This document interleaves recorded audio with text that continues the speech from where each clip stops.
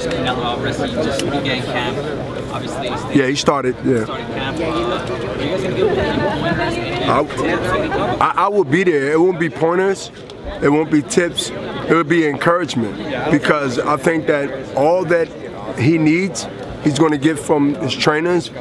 I know my partner Oscar is going to be there. I'm going to be there, you know, around August for a few days, and it's not to actually tell him what to do. He has his own style, but if I'm asked upon, obviously I will give my opinion. But I think it's more of this fight is so important not to be able to drill it and remind him. He knows.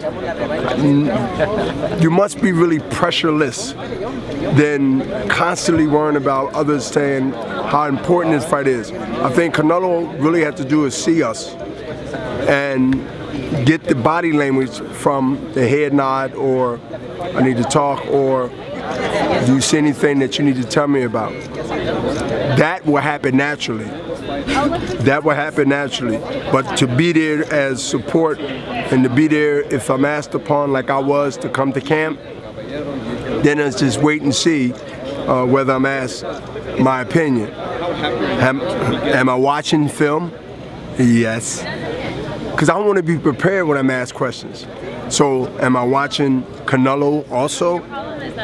Right? As a contender fighter starting off, watching the growth, and I'm watching the development, and I'm seeing who got better, and I'm seeing who's been staying the same but still winning. So I see one fighter is younger as far as experience, but I see another fighter who's steamrolling everybody and really ain't getting better, but still winning. Now, can we go over the top and make him wish he would have got better for this fight? Not the next one, this one. And so that's where I get to break down my logic of thinking how to pick that puzzle, that lock, pick that lock, and put that puzzle together and get a victory. How excited is it? And I believe he will. How excited is it for you knowing that you fought a puncher like Hopkins in the sense there's like a deal with him, and Defuse is yeah. biggest weapon? Can you tell Canelo about? Well, he's going to have to offset. You take the Trinidad fight in Bernard Hopkins. I knew that I had to continue to not run, but churn Triple G, which means pivot around and not do it too often, but do it left and then do it right at the right time.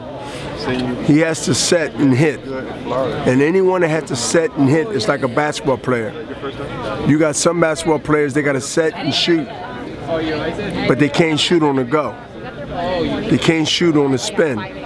But if they set, you know anything about basketball? You ever see Larry Bird?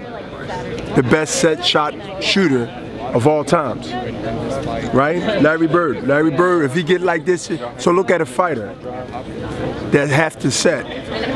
As soon as they set, you got to touch them and make them offset. It's like an offset switch, reset, offset. So once you recognize that, and you have to discipline Canelo to be able to keep that jab on his body to make him start all over and never get that hand grenade off. And there's going to be some times where it's going to just miss you. And there's going to be some times that you're going to offset a second a little too long. But you can't make it 2 seconds. He's too dangerous. Every round is walking through a landmine that Canelo has to say in his mind. Every round, even though if that round was so easy, he must continue to look at that round and say, okay, this fight ain't won by fighting. This fight, when you run into a guy like that, who's a puncher, round by round by round by round. You don't win the fight by winning the fight, you win the fight by winning rounds with him. One round at a time. It ain't over until that round ends. Bernard, when you were talking about how Canelo's getting better and better, but because he started at around 14, 15, does that mean he'll hit a wall at some point that he can't learn something someone that started as 5, 6 like a Floyd or Eric Morales or Oscar started at? Because the competition when he started off wasn't that strong to be burnt out in. So I think that more of a plus than a negative, because even though he was 15, 16 when he started, the competition was 4-round, maybe a 6-rounder, and I'm pretty sure he blew those guys out of the water. So they weren't really nothing but like, you know, put the Band-Aid on his knee, you know, first time riding a bike.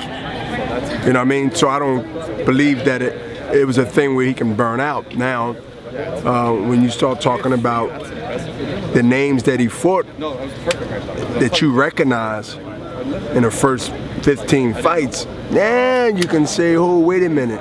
Or the first 10 fights, this guy was a puncher, this guy was a puncher, and he took some abuse in those fights. Then that would be accurate. But in this case, I think it benefits him more than a negative. Are you feeling like Oscar and Canelo did this week? They said that he's going to win the fight by knockout. Not just win, but they think he'll win the fight by knockout. I think that he win. I personally think it's a chance. If it's 9 out of 10, I think it's a 7% chance. I just want him to win by decision. If it's a knockout, then it'd be great. But I think that if they get into a battle where they both throwing punches and Triple G is frustrated and leaving his chin out there and we never really seen him get hit, I don't know his response to it. But I look at it as like a fight that's going to go down like Marvin Hagler and John the Beast Mugambi.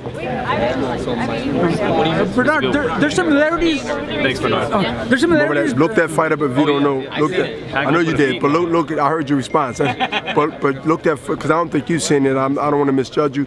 But look at that fight with John the Beast Mugambi and Marvin Hagler. Tough fight for 12 rounds. Kind of like